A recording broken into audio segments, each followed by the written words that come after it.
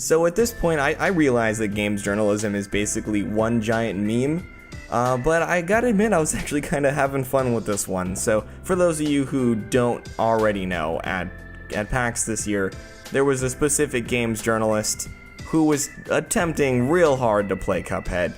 It just wasn't working out. The gameplay is some of the worst I've ever seen in my life, and I've seen the Doom 2016 Polygon gameplay, so trust me when I say this gameplay is truly atrocious.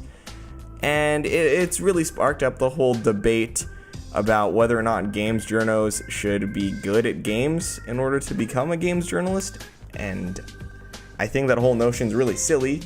Yes, I do think that, yeah, you should be able to play video games to talk about them. I think that people who can't do that shouldn't be able to be the people talking about them, but I guess that whole concept is just crazy to some people because there's so many people coming out the woodwork to defend this guy, and I don't get it. I mean, I'm not going to link anything down below, I'm not going to say his name, but seriously, if you are really interested, go ahead and look at the gameplay for yourself and then judge, because it's bad. I mean, there's a comparison video I saw of the journalist trying to get over one wall in Cuphead as the game, in the tutorial, as the game is telling him what to do, and he's struggling to do it, while on the side, it's a side-by-side comparison of a pigeon finishing an IQ test.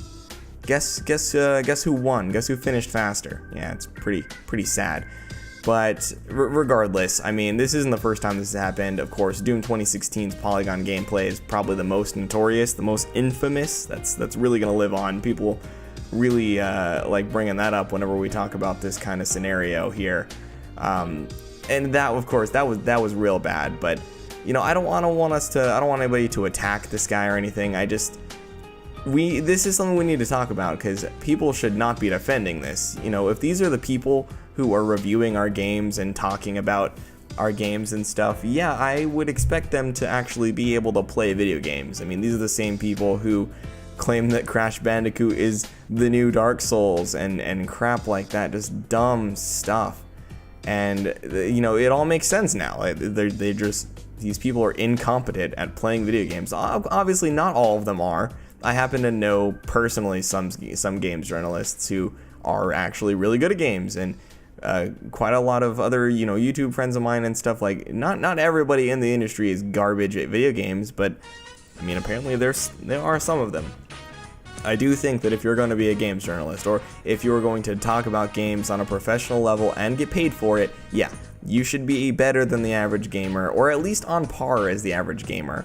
You know, you shouldn't be getting beat out in competitions by 6-year-olds. You know, you shouldn't be struggling that hard to get over a single wall. Such a basic concept as jumping shouldn't be so complicated to you. I think that should be the foundation. I'm not saying you gotta be in phase or optic or anything like that. I'm just saying you should be able to functionally play a video game and be able to get past the first part of the tutorial. I just don't get how people are standing up for this, really.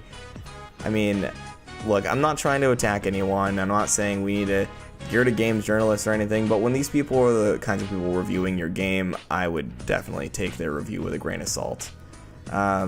But that's pretty much all I have to say on the matter. You know, I want to hear what you guys have to say. What do you think about this? I know this is a touchy subject for some people, but look, at the end of the day, if that's how you play games, your credibility is in question. I would not really believe anything that certain people have to say about games after seeing this gameplay, for sure.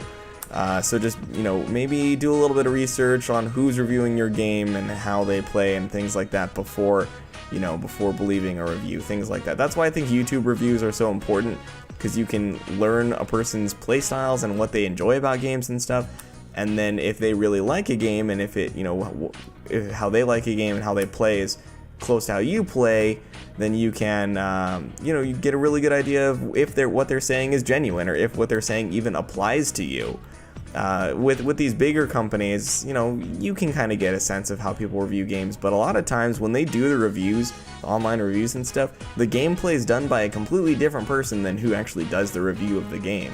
A lot of times there'll be 3 different people, one doing the voiceover, one who wrote the review, and another who played the gameplay. So, I mean, the whole thing is a little screwy if you ask me, but that's beside the point. Let me know what you guys think down below. I'll see you guys in the next one. Stay classy and ignore my Halo gameplay. I'm not the best, but hey, at least I'm better than a games journalist.